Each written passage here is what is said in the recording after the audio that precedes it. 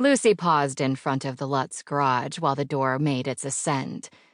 The heat from the tiny cobblestone driveway scorched right through the bottom of her sneakers, and she rocked back on her heels.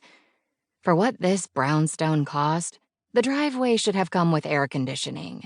After all, Chicago in August, the humidity alone could suffocate her. Once the door silently halted, Lucie pointed toward the interior door. "Stay alert, Lauren. This is where it gets tricky." The newest part-time member of Lucie's dog-walking team studied the door and waited for instructions. Lauren seemed like a nice kid. Well, at 20, she wasn't really a kid. Lucie was only 6 years older. Still, Lauren was new to Coco Barknell and needed to understand the intricacies of working with the dogs, particularly this dog. "The door," Lucie said, "is your friend. Otis is the deadly combination of a jumper and a runner." Lauren scrunched her face. "What?" "When you open the door, you have to do a body block so he doesn't squeeze through. He's an 85-pound Old English bulldogger. If you're not careful, you will either A, wind up flat on your butt with Otis on top of you, or B, be chasing him around the neighborhood. I've done both, and it's not fun. Plus, it'll destroy your schedule." And with a number of clients Coco Barknell serviced in a day, the schedule was the Bible. As happy as Lucie was about the growth of her dog walking and upscale accessory business, she hated turning the dogs over to others. Of course, she'd done a thorough background check on Lauren, but these animals were almost her babies, and she couldn't trust just anyone with them. Lucie stepped to the door and planted her feet, weight on her heels. "Are you ready?" "Ready."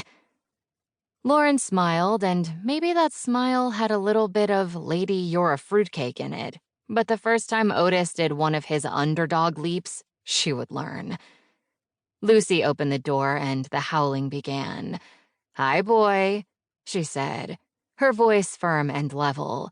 No excitement that would cause a doggy mind melt. "I'm coming in."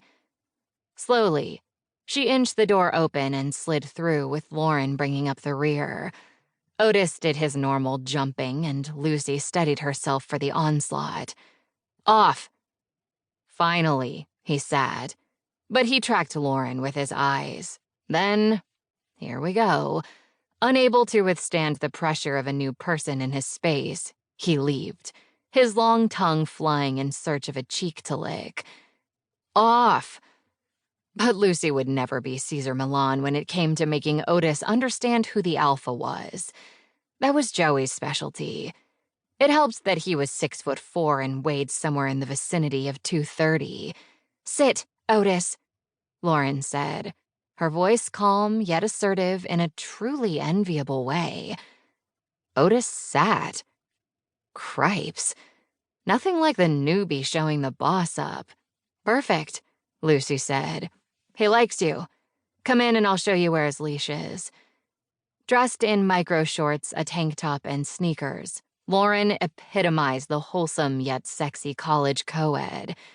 Her heart-shaped face and long blonde hair only added to the morphing of girl next door and sexy vixen. If Lucie wasn't careful, the girl might drive Coco Barknell's male clients insane. But the risk was worth it. So far, she'd been a responsible employee who showed up on time, ready to work. Lucie led her through the kitchen to the utility closet, strategically placed in a nook between the kitchen and the adjoining dining room. Otis's leash and various other dog supplies, poop bags, treats, shampoo, were all stored there, and it made Lucie's life a whole lot simpler. Too bad all her clients weren't this organized. Whoa, is this an Arturo Gomez? Lucie turned and spotted Lauren a few feet away, studying the new painting near the dining room entrance.